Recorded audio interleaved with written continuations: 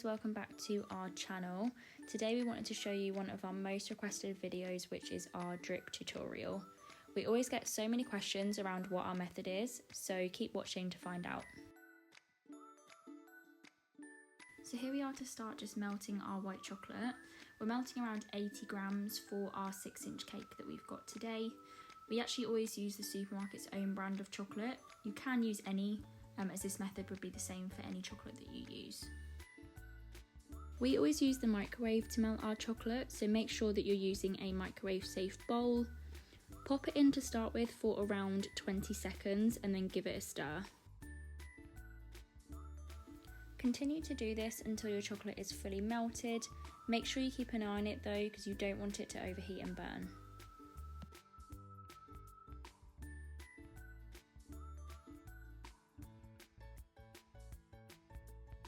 Once that's melted and completely smooth, the next step is to add a little bit of vegetable oil. So it's always best to start with a small amount, as you can always add more later on.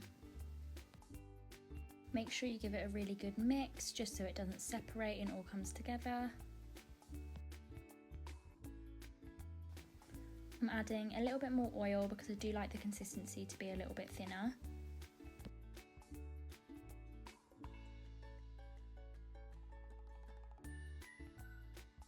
Give it another good mix. This is looking perfect now. I'll just show you a close-up of what the consistency looks like.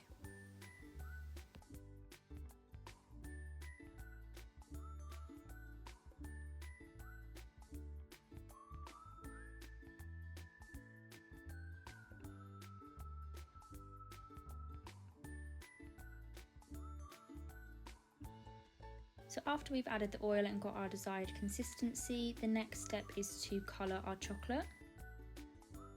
Because Colourmill is oil based, you can add it to chocolate and it won't affect the consistency. We also like to match our drips to our buttercream a lot of the time, so because we can use it in both, it just means that we can get similar shades of colours. My top tip would always be to add a splash of Colourmill white as well, because it just removes any yellow tones from the chocolate.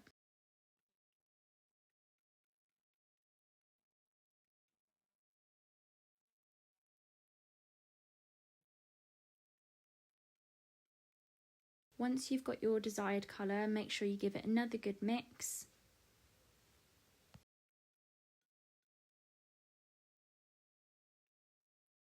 As you can see, adding the colouring hasn't affected the consistency at all. So we're now ready to pop it in a piping bag and get started.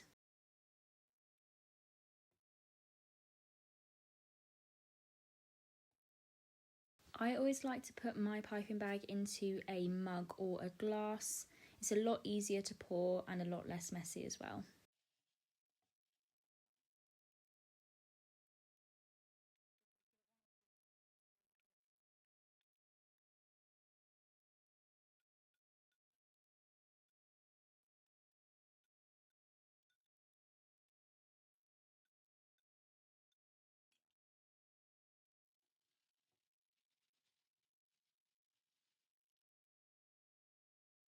If you twist the end, it just makes sure that nothing leaks out when you pipe.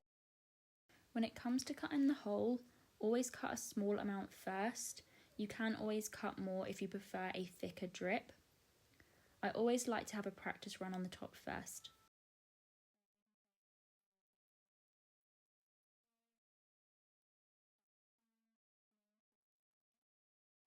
This size looks perfect to me, so now I'm going to start.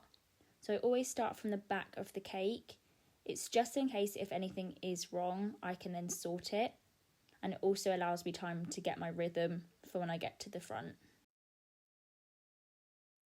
As you can see here, I'm going from the very edge of the cake, not on top. And it just allows me to get that sharp finish with no gaps in between. This method should allow you to have complete control over the size of your drips. So it shouldn't be too runny that it runs all the way down to the bottom, but it also shouldn't be so thick that you have to squeeze it out and it will stay at the top. We always like to do a mixture of long and short drips, as we feel like this is what looks the best. You do want to take your time with it, but at the same time, don't overthink it. Just let the drips flow naturally and you should get a good result.